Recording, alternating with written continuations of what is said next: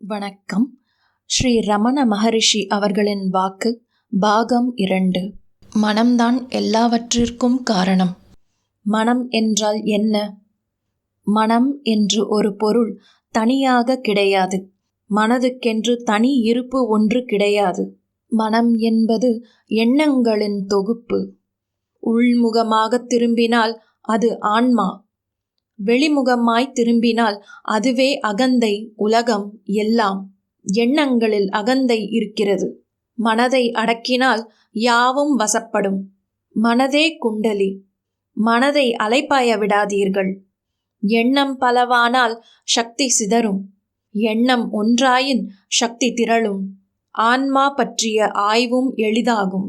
ஒருவன் எவ்வளவு பாவியாய் இருந்தாலும், நான் பாவியாக இருக்கிறேனே, எப்படி கரை சேரப் போகிறேன் என்று புலம்பிக் கொண்டிராமல், தான் பாவி என்ற எண்ணத்தை அறவே ஒழித்து அவன் ஆன்ம தியானத்தில் தன் சக்தியை செலுத்தினால் அவன் நிச்சயம் மேம்பாடடைய முடியும். சகல காரியங்களையும் ஒரு மேலான சக்தி நடத்தி கொண்டிருக்கும் போது நாம் ஏன் இப்படி செய்வதா அப்படி செய்வதா என்று சிந்திப்பது? விவேகமற்றவனின் மனம் சுகத்திற்கும் துக்கத்திற்கும் இடையில் ஊசலாடுகிறது. விவேகம் உள்ளவனின் மனமோ அவன் ஆன்மாவை விட்டு விலகுவதில்லை. மனதை ஆன்மாவிடம் லயிக்கச் செய்வதே சும்மா இருக்கிற நிலை. எப்பொழுதும் மனதை ஆத்மாவிடம் வைத்திருப்பதைத்தான் பெரியவர்கள் ஆத்ம விசாரம் என்பார்கள். முக்தி அடைய எதையும் செய்ய வேண்டாம், மனதை அடக்கினாலே போதும். மனதை அடக்கியவன் எங்கும் இருக்கலாம்.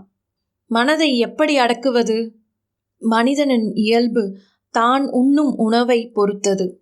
அது மனிதனை மூர்க்க குணமுடையவனும் ஆக்கும், சாந்த குணமுடையவனும் ஆக்கும். எண்ணங்களை சிதறடிக்கவும் செய்யும். ஆகவே உண்ணும் உணவில் கவனம் தேவை.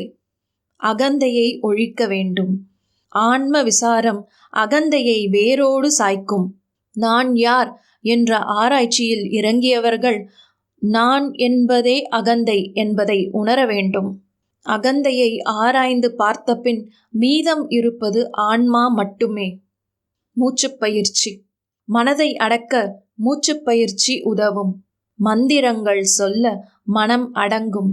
பின் மந்திரம், மனம், மூச்சு எல்லாம் ஒன்றாகி போகும். மனமும் மூச்சும் இணைவது தியானம். உணர்வுகள். கனவுக்கும் நினைவுக்கும் என்ன வேறுபாடு? எதுவும் இல்லை. இரண்டுமே ஆத்மாவின் மீது நிகழும் செயல்பாடுகள் தாம். ஆத்மா எல்லாவற்றிற்கும் சாட்சியாக நின்று அத்தனை செயல்பாடுகளையும் உணர்கின்றது.